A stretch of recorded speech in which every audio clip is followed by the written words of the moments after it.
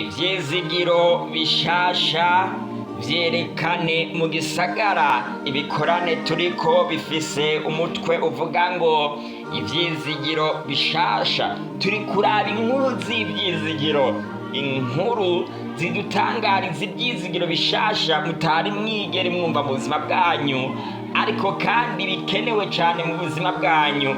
Mugenzi wanje Claudine dukomeza kumushimira cane kubw'ivyigwa bidasanzwe ashishikara kudushikiriza.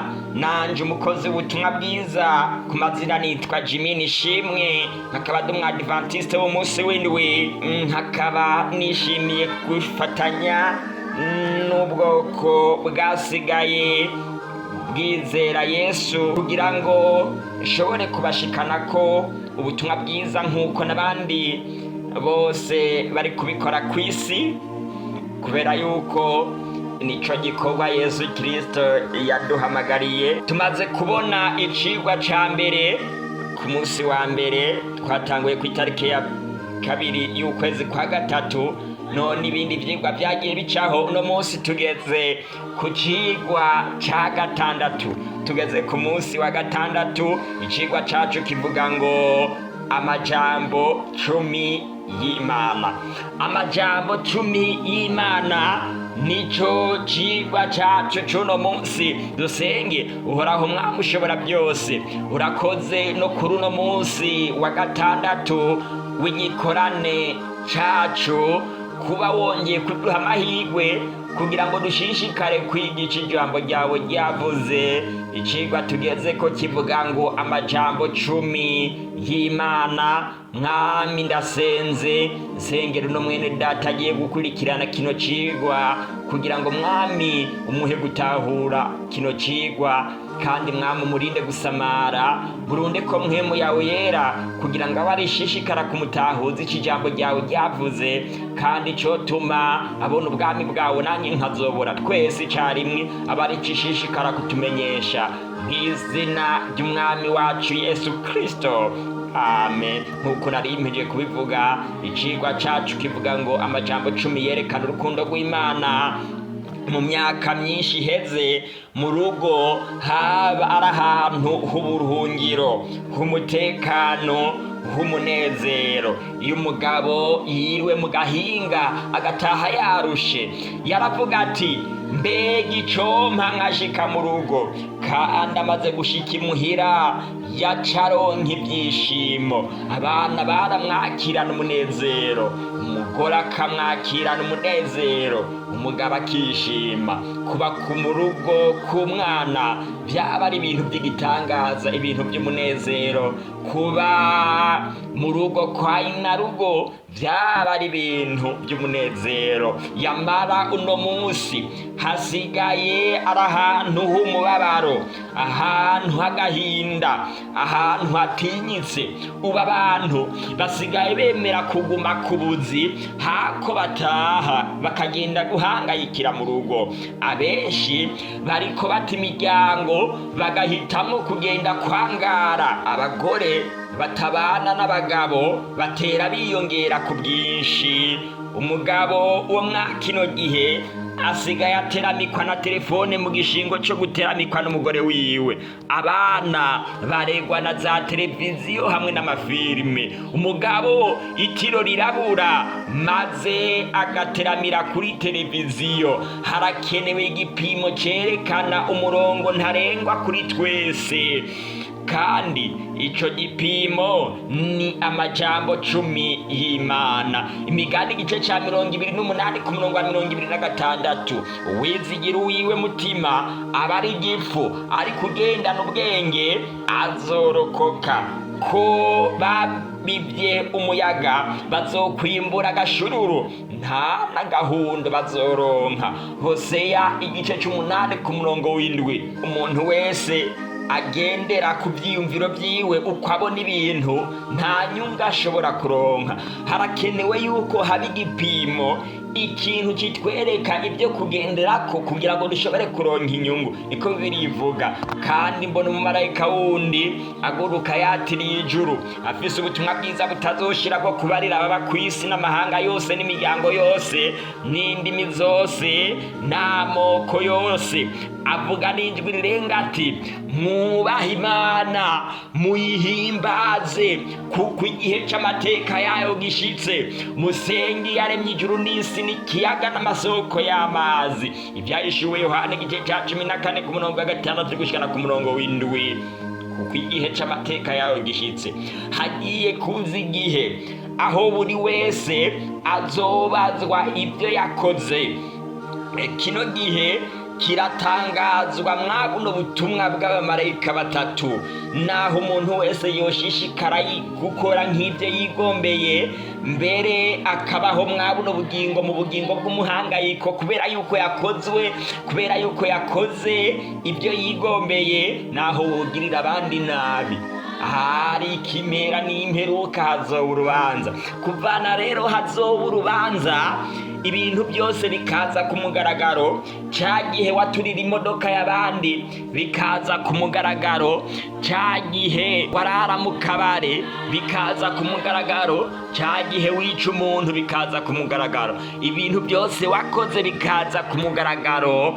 Birakwiye yuko twiyumvira yuko muri ico gihe hazoba hakenewe igipimo. Abantu bose bazozanwa ku gipimo cerekana yuko bakoze neza canke bakoze nabi. Amategeko 10 ava mu rukundo rw'Imana niyo atwereka ibizisungwa mu rubanza, nico gipimo. Ano mategeko kuyitondera bizotuma utsinda mu rubanza, maze ano mategeko kutayitondera bizotuma utsindwa mu rubanza. Mwa kino cigwa turaza kwishura ibibazo byinshi by'abantu bagiye babaza. Abantu babaza ngo mbega dukizwa kubw'ubuntu canke dukizwa kubw'ibyagezwe, n'ibindi bibazo bisa nk'ibyo. Ndagusaba gukurikirana icigwa gushikara ku musozo kugira ngo ibibazo bene ibyo vyerekeye ubuntu n'amategeko ushobore kubyishurwa mwa kino cigwa cacu kivuga ngo amajambo 10 y'Imana. Kandi Bibiliya ivuga yuko muvuge kandi mukore nk'abagira baciga urubanza n'ibyagezwe bizana umwidegembyo. Yakobo igice ca 2 ku murongo wa 12.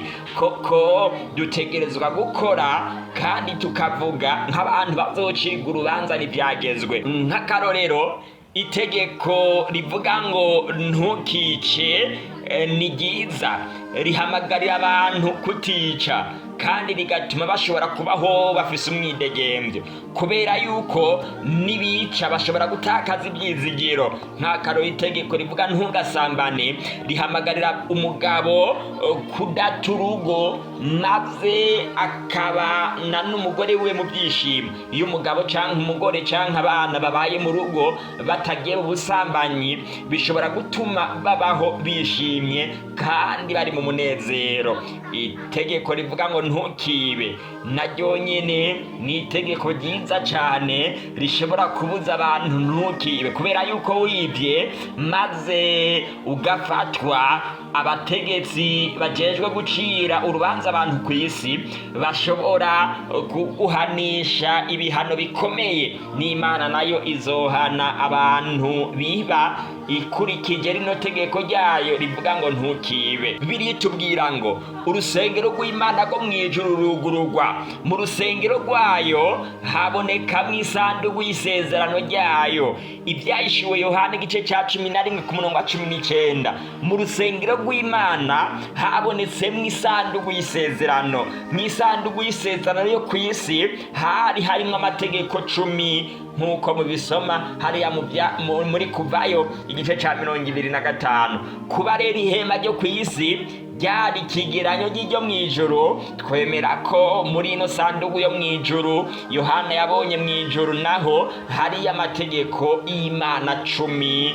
Mw'isanduku yo kw'isi hariyo amategeko. Mw'isanduku yo mw'ijuru nta gukekeranya, isanduku y'isezerano yo mw'ijuru nayo nyene irimwo amategeko y'Imana. Amategeko y'Imana ari mu isanduku yo mu ijoro, niyo rufatiro rw'ubwami bwayo. Muzobisoma hariya muri Zaburi y'Ijana-na-19 hamwe na Zaburi ya 97. Urubanza n'amategeko birafatanye n'ubutumwa bwiza. Ntushobora kwigisha ubutumwa bwiza maze ngo ucugenda utababwiye, kuko ubutumwa bwiza bwa Yesu Kristo nk'uko twabubonye mu cigwa cacu giherutse, ni ubutumwa bwiza buhamagarira guheba icaha, kuvavana n'icaha bakiyegurira Yesu. Ni ubutumwa butangariza abantu yuko Yesu Kristo yaje kudukura mu caha.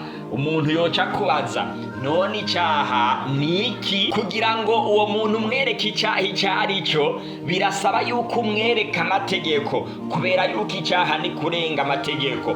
Kandi umuntu agomba kumenya yuko guhitamwo kuvavanura n'icaha akiyegurira Yesu ari ikintu ciza, kubera yuko hazobaho urubanza, abakoze neza bakagororerwa, abakoze nabi bagahanwa.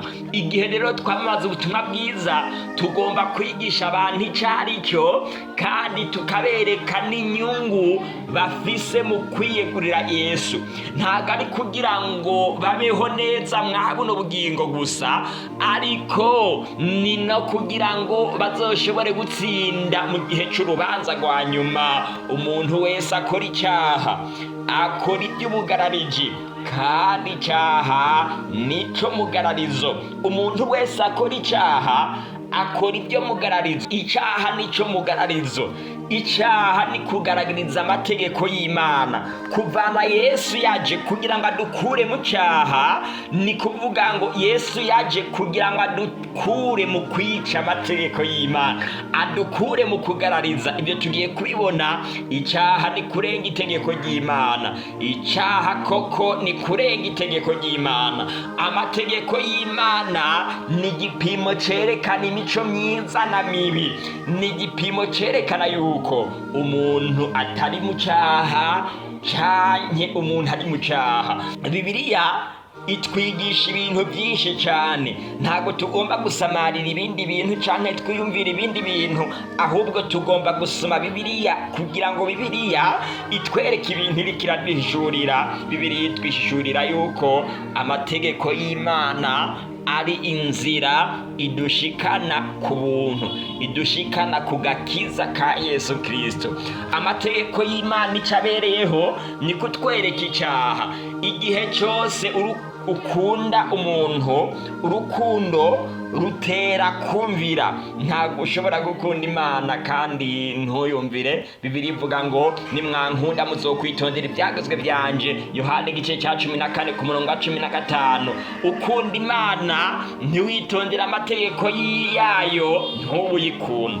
Ukunda Yesu ntiwitondera amategeko yiwe, ntubumukunda. Uburi umubeshi, ukuri ntikuba kuri muri wewe. Kubera ko nkunda Imana, nzokwama ndayumvira, mwitondera amategeko yayo. Iki nico kitumenyesha ko tumuzi. Iki nico kitumenyesha ko tuzi Yesu. Nitwitondera ibyagezwe byiwe. Uvuga ngo ndamuzi ntiyitondera amategeko yiwe, no mubeshi, ukuri ntikuri muri we.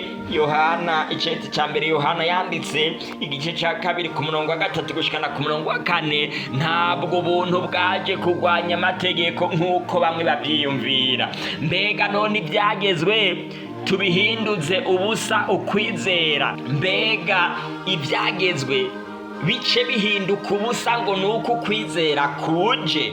Nk'uko bamwe bavuga ngo urumva ngo ubuntu bwaje kugwanya amategeko. Pawulo mu Baroma igice cya 3 ku murongo wa 31 arakubaza nanga kambaza, mbega none ibyagezwe tubihinduze ubusa, duce tubikuraho, tuvuge yuko atakamaro bifise kubera ukwizera kwaje? Yishuye ekanamba, mbere ushime niba ubuntu buje, niba ukwizera kuje, ibyagezwe nabyo nyine biraguma. Niko Pawulo ngaha avuga. Amategeko y'Imana none afise akahe kamaro mu kwizera? Birakwiye yuko umuntu wese ariko arakurikirana icigwa cacu cuno munsi atahura umurongo ntarengwa n'igikorwa mu mugambi w'agakiza amategeko afise. Bibiri ivuga ngo kuko ibyagezwe ari byo bimenyekanisha icyaha. Abaroma igice cya 3 ku murongo wa 20. Ibyagezwe amategeko y'Imana abereyeho kumenyekanisha icyaha gusa, nta kindi. Bibiliya ivuga ko ukuyeho amategeko icyaha ntikiboneka. Nimusome namwe hariya mu Baroma igice 7 ku murongo w'7. Ariko simba naramenye icyaha iyo ntakimenyeshwa n'ibyagezwe, kuko ntaba naramenye ukwifuza iyo ibyagezwe bitavuga ngo ntukifuze. Naho wowe uri umusambanyi, niba atacagezwe kivuga ngo ntugasambane, ntabwo ushobora kumenya yuko icyo kintu uri kurakora ari icyaha. Nicyo gituma Satani ashaka ngo amategeko ahave. Amategeko niyahava, abantu bazokora icyaha cy'ubusambanyi batazi yuko ari ubusambanyi, kugeza naho bazopfa bapfiriye mu byaha byabo. Bano bantu ntabwo bazopfa bakeneye Yesu, kuko Yesu akenerwa n'umuntu yamaze kumenya yuko ari umunyabyaha.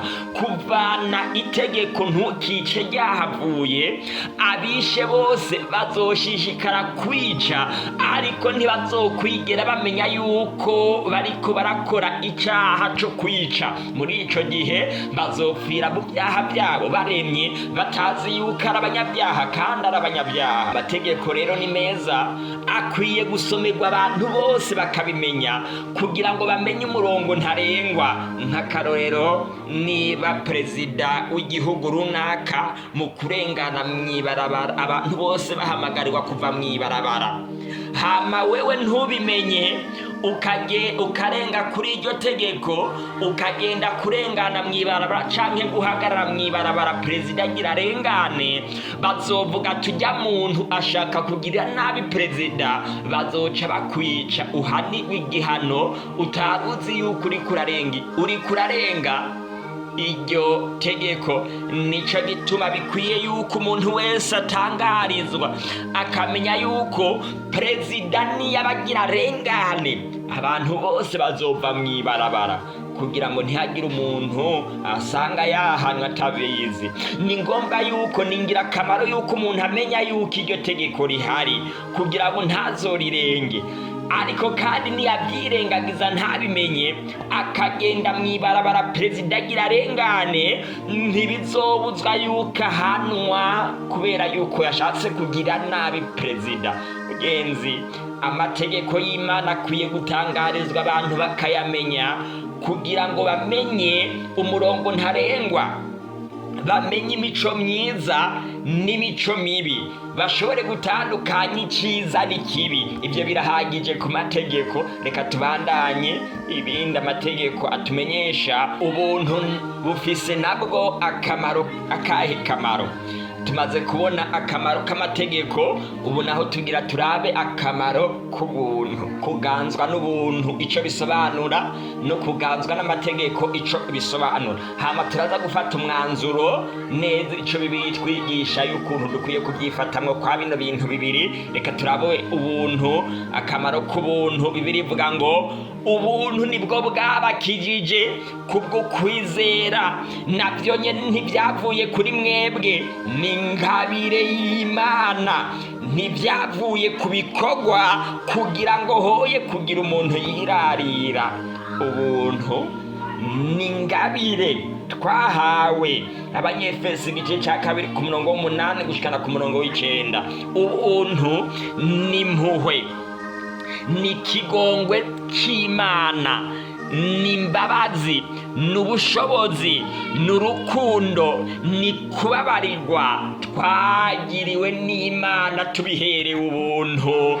None ubuntu, ikigongwe twaherewe ubuntu kubwo kwizera, bukuraho amategeko. Reka ndababaze, wewe uri umugabo cyangwa uri umugore, hama umwana wawe wamubonye ariko aratuka umuntu batangana, hamutoye inkoni kugira ngo umuhane.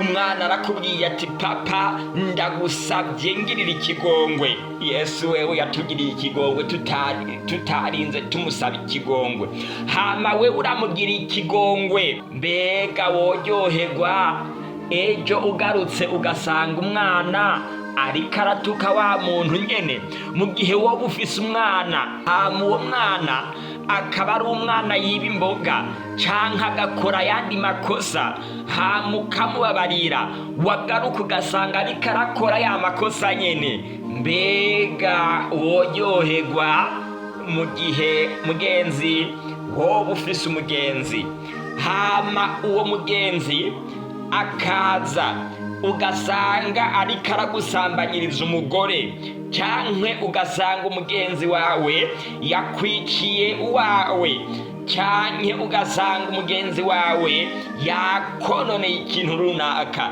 yagukoreye ikosa runaka, yagukoreye icyaha runaka, hama bikaba ngombwa yuko umubabarira, hama bwaca wagaruka ugasanga ariko aragukorera rya kosa nyene.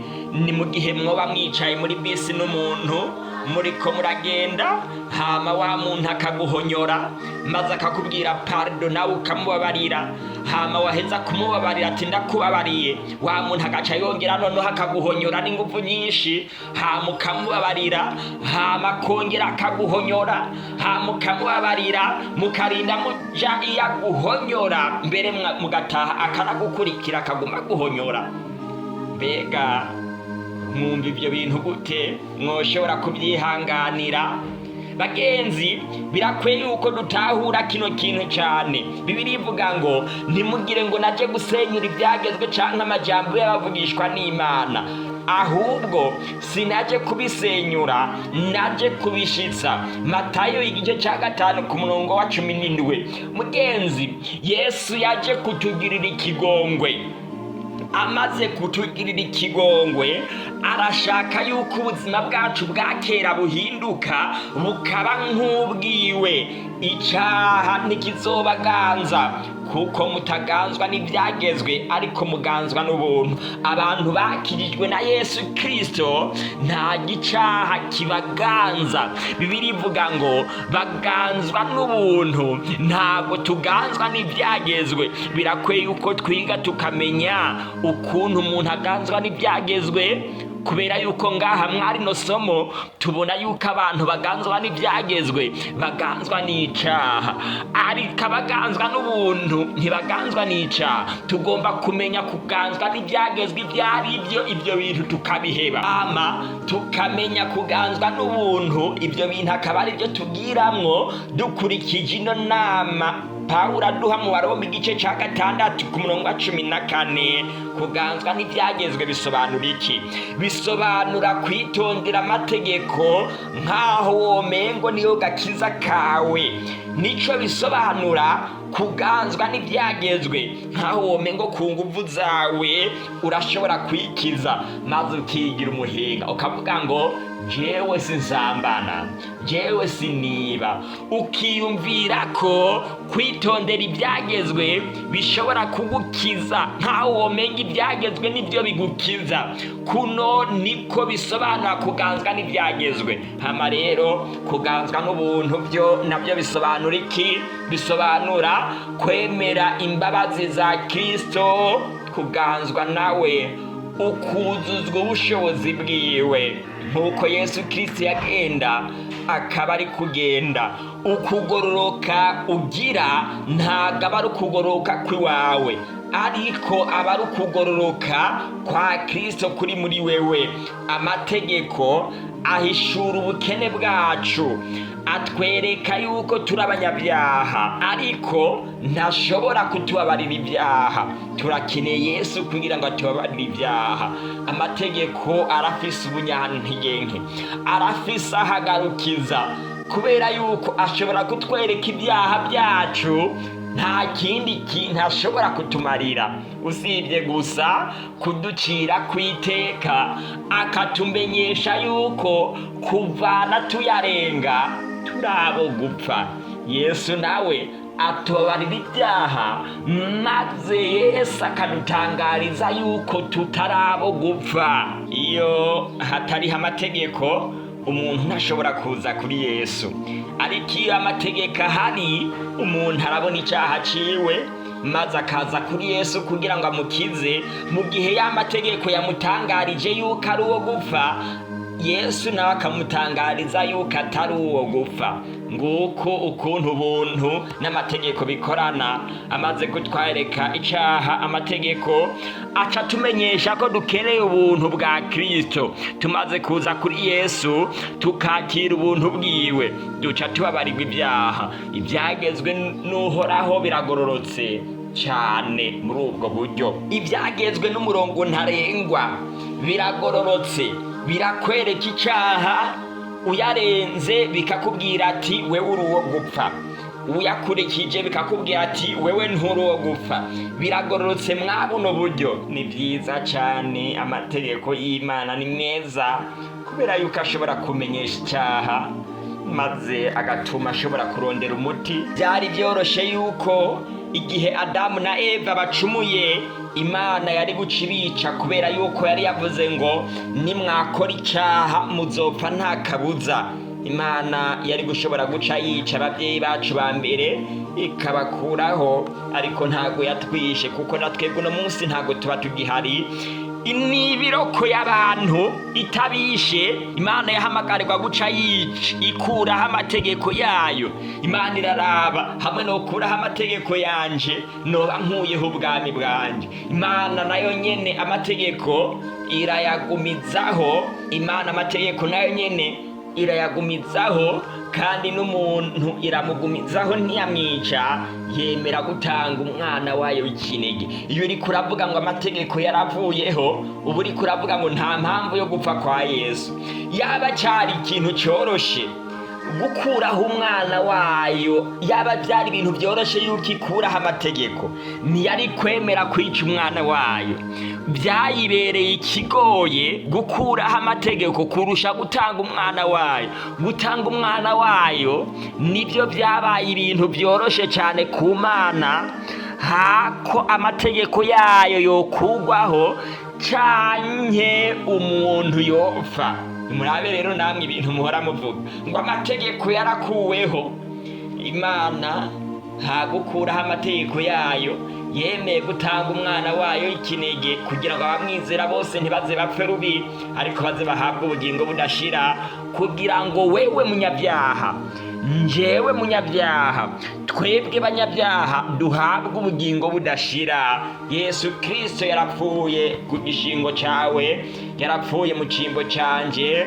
Birivuga ngo igihe babaza Yesu bati mwigisha, ibwirizwa risumba yandi mu byagezwe n'irihe? Aramwishyura ati mukundishe Uhoraho Imana yanyu imitima yanyu yose n'ubugingo bwanyu bwose n'ubwenge bwanyu bwose. Hari n'irindi rya kabiri rimeze nkaryo riti mukunde bagenzi banyu nk'uko mwikunda.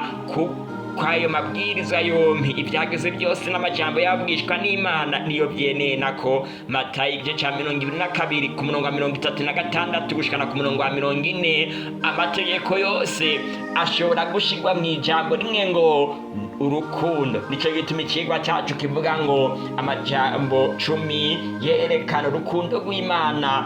Amategeko yose 10 yose abumbiwe mu ijambo rimwe, urukundo. Gukunda Imana na mugenzawe, kwitondera amajambo 10 y'Imana ni ikimenyamenya cerekana ko twakuwe na Yesu mu buja. Hari abantu benshi biyumvira yuko kwitondera amategeko mu buryo nk'ubu tumaze kubona ari ubuja.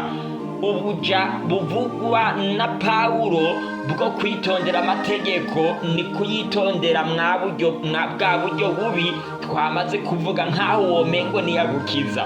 Yamara hariya mu gitabo cyo kuva igice cya 20 tubona ko igihe abisirayeli bari bakuwe mu buja, Imana yabahaye amategeko, amajambo 10 yayo, ibyagezwe byayo nk'ikimenyetso cyerekana yuko bavuye mu buja bw'icaha muri Egiputa. Iyo umuntu amaze kuva mu caha ahabwa amategeko nk'igipimo kimwereka ubundi buzima bushasha bwo kwizera agiye kubamo. Byari ibintu bibabaje cyane kuba Imana yokura abisirayeli mu buja bwo mu nzu ya Egiputa, hanyuma igaca bagarukana mu bundi buja bw'amategeko. Imana yoba ari mbi muri ubwo buryo, ariko Imana yacu ni mbi, ariko Imana yacu simbi. Iyo uriko uravuga rero ko Imana yatanze amategeko, yatanze ubuja, Imana yoba ari Imana mbi cyane. Imana zanyu ni mbi kubera yuko zishobora kugukura mu buja, mu caha, hama zikakuzana kuri Yesu. Imana igaca yongera igatanga ubundi buja bw'amategeko mwene buriya ku Bisirayeli. Oya, Imana imaze gukura abisirayeli mu nzu y'ubuja, yaciye ibaha amategeko yayo ku musozi Sinayi nk'ikimenyetso kiberekana yuko bavuye mu buja ariko bagiye mu mwidegemvyo. Iyo umuntu yemeye kuza kuri Yesu yerekwa amategeko, maze icaha ciwe camara kugaragara, Yesu akakimukiza, agaca abaho mu buzima bw'umwidegemvyo. Amategeko y'Imana araranye, tuyabona hariya muri Kuva igice ca 20 ku murongo wa 3 gushikana ku murongo wa 17. Itegeko rya mbere ni ntukagire izindi mana mbagikanya. Itegeko rya kabiri, ntukibaze igishushanyo canke igisa n'ishusho y'ikintu na kimwe kiri hejuru mw'ijuru canke hasi ku isi canke mu mazi yo mu biyaga. Itegeko rya gatatu ni ntugapfe kuvuga izina ryanje, jewe Uhoraho Imana yawe ku by'ubusabusa, kuko uwo rivuga ku by'ubusabusa jewe Uhoraho ntobura kwimuhora. Ibwirizwa rya kane rivuga ngo wibuke kuziririza umunsi w'isabato. Ibwirizwa rya gatanu rivuga ngo wubahe so na nyoko kugira ngo urambire mu gihugu jewe Uhoraho Imana yawe nzoguha. Ibwirizwa rya gatandatu rivuga ngo ntukice. Irindwi ntukasambane. Umunani ntukibe. Igicenda ntukagirize ibinyoma mugenzawe. Ibwirizwa ry'icumi ntukifuza inzu ya mugenzawe, ntukifuza umugore wa mugenzawe canke umugurano wiwe canke umugurano kazi wiwe canke inka yiwe canke indogoba yiwe canke ikintu na kimwe ca mugenzawe. Mbega ukuntu biryoshe hamwe abantu bo kwitondera amategeko y'Imana, nta byago byosubira kubaho n'ukuri. Ushaka kubaho kw'isi neza, uzokwitondera amategeko 10 y'Imana. Hamwe wo kwitondera amategeko 10 y'Imana, wocubaho atabibazo ufise. Ibintu byo kwirirwa mu masentare, ibintu byo kwirirwa mu muhangayiko, ibintu byo kwirirwa uhangayikishijwe na buno bugingo, byose bocu biheba. Ano majambo 10 y'Imana ni monkre yerekana mu by'ukuri ubuzima bwiza bwejejwe, haba mu rugo, haba mu kibano, haba mu gihugu. Hamwe abantu bose bo kwitondera amategeko neza, mu by'ukuri igihugu cobaho gitekanye mu mahoro hamwe no mu mutekano, kandi imigisha y'Imana twoyironka tukabura naho tuyikwiza. Ibikorwa by'intoke ziwe n'urukundo no kuroranya, amabwirizwa yiwe yose arahamye, arashinzwe gushitsa ibihe bitazoshira. Yakorewe mu kuri no mu kugoroka, yageze isezerano ryiwe kuba igibihe bidashira. Izaburi 111 ku murongo w'indwi gushana ku murongo w'icenda. Mugenzi, amategeko y'Imana azokwamaho ibihe byose, ntazokwigera vaho.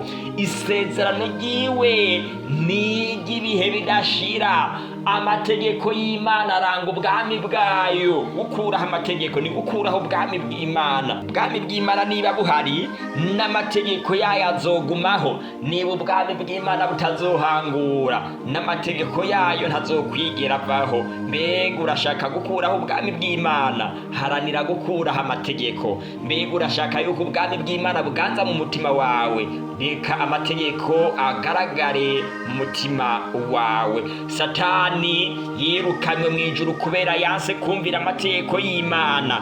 Kubera yuko yirukanwe mu ijuru, ahamagarira abantu kurenga amategeko y'Imana kugira ngo nabo ntibaze babe mu bwami bwayo. Muri Edeni, Adamu na Eva birukanywe kubera kwanga kumvira amategeko y'Imana. Kukwiri ari ryo sezerano nzosezerana n'umuryango w'Abisirayeli hanyuma y'iyo misi. Ni jewe Uhoraho mbivuze. Ndabibutse yuko Abisirayeli bukuri bo mwa kino gihe nabemera kwizera Yesu bakamugira umwami n'umukiza w'ubugingo bwabo. Kumugira umwami ni kwemera akabaro aganza ubuzima bwabo. Hama kumugira umukiza ni kwemera akaba ari we acika umurokozi, akirukana icyaha muri wewe maze akakugira umuntu yidegembya. Bibirimbarira ngo iryo sezerano niri, nzoshira ibyagezwe byanje mu bwenge bwabo no mu mitima yabo, kandi niho nzobyandika. Nanjye nzobabera Imana, nabo bazoba abantu banje. Mwa kino gihe igitabo cy'Abaheburayo igice 8 ku murongo wa 10 herekana yuko igikorwa cy'Imana cya nyuma cyo gukorera abantu bo kubaho mwaruno runganwe rwa nyuma ari uko Imana yandika ibyagezwe byayo mu bwenge bwabo no mu mitima yabo. Mugenzi, gute Imana, gute Pawulo yokwandika yuko ibyagezwe byahavuye, hama Pawulo nyene akaza kandika yuko igikorwa c'Imana co mw'isezerano rishasha ari gukura ibyagezwe mu mpapuro, mu nyuguti no mu ndome, ariko akabyandika mu bwenge kugira ngo abantu bose bayimenyere, bamenye Imana icarico. Ntihagire umuntu aza kubarira uwundi, ewana ntugasambane, reka gusambana ni icyaha, ariko abantu bategereza kuba ntugasambane byaranditswe mu bwenge bwabo no mu mitima yabo, bakaba bazi yuko gusambana ari ikintu kinyuranye n'umwami aganza mu buzima bwabo ari we Yesu Kristo. Bagomba gutahura neza yuko kwiba ari icyaha, ntibarinde kubibwirwa n'uwundi muntu, ariko bikaba byanditswe mu mitima yabo no mu bwenge bwabo. Abantu bagomba gutahura yuko kutubaha ababyeyi ari icyaha, kandi ntibarinde kuba byanditswe mu nyandiko gusa canke ngo barinde kubyigishwa, ariko bikaba biri mu bwenge bwabo no mu mitima yabo. Runo nigo runganwe rw'abera Yesu Kristo yitoranirije, abemeye kwizera Yesu. Ikintu cihutirwa mw'isezerano rishasha ni gukura ibyagezwe mu nyandiko, ariko bikandikwa mu bwenge no mu mitima yabo. Uno munsi Yesu yifuza ngo umwizere, kandi umaze kumwizera wemere ibyagezwe 10 byandikwe mu bwenge bwawe no mu mutima wawe, gutyo bikorohere kubyitondera ntusubire kubirenga.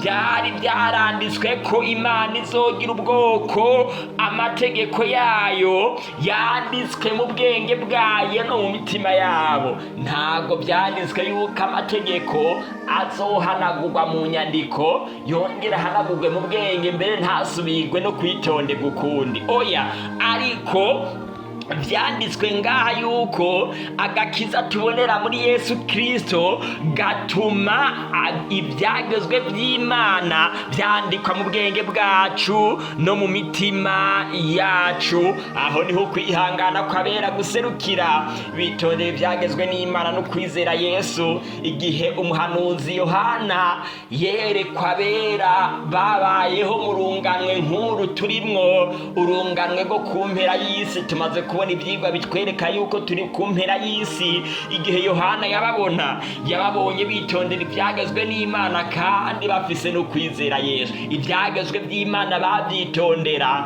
kubera ukwizera nk'ukwa Yesu bari bafise. Mugenzi, nawe uno munsi niba ushaka kuba muno mugwi abantu Yohana yabonye bitondera ibyagezwe n'Imana, bano bantu Yohana yabonye bari mu mutigiri w'abera bitegure gutaha ubwami bw'Imana, Yohana yababonye bamaze kwandikwa mu bwenge bwabo no mu mitima yabo ibyagezwe by'Imana.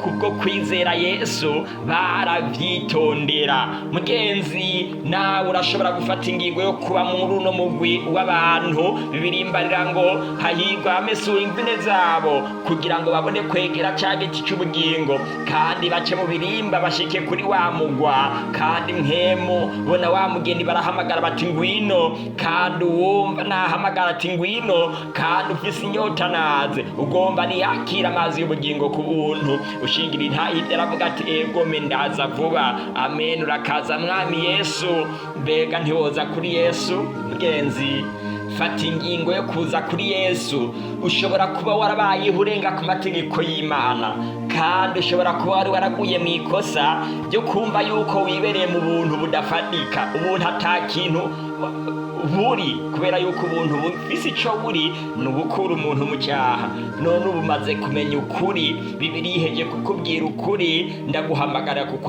kukwakira naho ni kwemera kwizera Yesu maze ugatangura bundi bushasha ushobora kuba wari warabatijwe ariko kubatizwa kwawe nuko imfabusa kubera yuko wabatijwe atakintu utazi impamvu batijwe umeze nk'umuntu yoze gusa ariko no munsi umaze kumenya ukuri gutuma wemera kubatizwa ngo utangure ubuzima bushasha umubatizo usobanura gutangura bushasha ubuzima bushasha uno munsi umaze kumenya ukuri wari warirengagije wari warahenzwe wari warabeeshwe mugenzi ndaguhamagarira gufata ingingo yo kwiyegurira Yesu umaze gufata ingingo yo kwiyegurira Yesu wiyandikishe mu mutigiri w'abazobatizwa ku isabato iza ku isabato igenekerezo ya 16 y'ukwezi kwa gatatu kuno kwezi nyene dufise umubatizo udasanzwe uwo mubatizo uzobera mu turere twose tw'isi aho uri hose tuzobatiza ni kuvuga uriyandikisha ku nimero ngiye gutanga cyangwa ukiyandikisha ku muntu yagufashije kugira ngo buno butumwa bugushikire ariko kandi turasaba abantu bose bari kwiyandikisha haba biyandikisha kuri twebwe haba biyandikisha baciye ku bantu babahaye buno butumwa bose turasaba yuko izo ntonde tuzironka kugira ngo bazoshobore guhabwa ingororano yateguwe na mu gihugu c'ivyiza TV izoha abantu bazobatizwa kuri uwo munsi mugenzi niba wifuza kuvuka ubwa kabiri kuri iyo genekerezo nawe izina ryawe rikandikwa mu mutigiri w'abera bafise ukwizera nk'ukwa Yesu kandi bitondera amategeko y'Imana niba wifuza yuko isezerano rishasha ribi ryawe nawe amategeko y'Imana kandikwa mu mutima wawe no mu bwenge bwawe ca wiyandikisha kwa zino nimero zikurikira akamenyetso ko guteranya 257 261 208 akamenyetso ko guteranya 257 208 nanje ngiye kukugira isengesho ridasanzwe uhoraho mwami ushobora byose urakoze ku bwarino jambo riye gudushikiriza rema gushasha umutima w'umugabo n'umugore abana bato abasore n'inkumi buri wese amaze gukurira kino kigwa ushishikare guha buri wese kwifatira ingingo ibereye itotuma ronka ivyizigiro byo mwiherezo ndasengeye abantu bose bashishikara kudutura imitwaro kugira ngo mwami bagirire neza kandi ubishure ku byo bagusabye kandi mwami turasengeye abantu bose bamaze gufata ingingo bamaze kwiyandikisha mu mutigiri bazobatizwa kugira ngo mwami ushishikare kubafasha gushika bashikanye isezerano nk'uko bamaze kubyiyemeza nk'uko bamaze gufata ingingo mu izina ry'umwami wacu Yesu Kristo amen. Ntihagire umuntu areka kwiyegurira Yesu Kristo mushishikare kwiyegurira Yesu. Icigwa cacu cyo ku munsi w'ejo kizoba kivuga ngo usenga nde ndabahamagariye kuzoba ku mwanya kandi mushishikare gutumira abandi bataratangura gukurikirana bino bikorane kugira ngo boye gushishikara guhomba. Yesu abagire neza abaho umugisha abahe kwama mumwi komeze kubabera uwifuzo w'ibihe byose mw'izina ry'umwami wacu Yesu Kristo amen.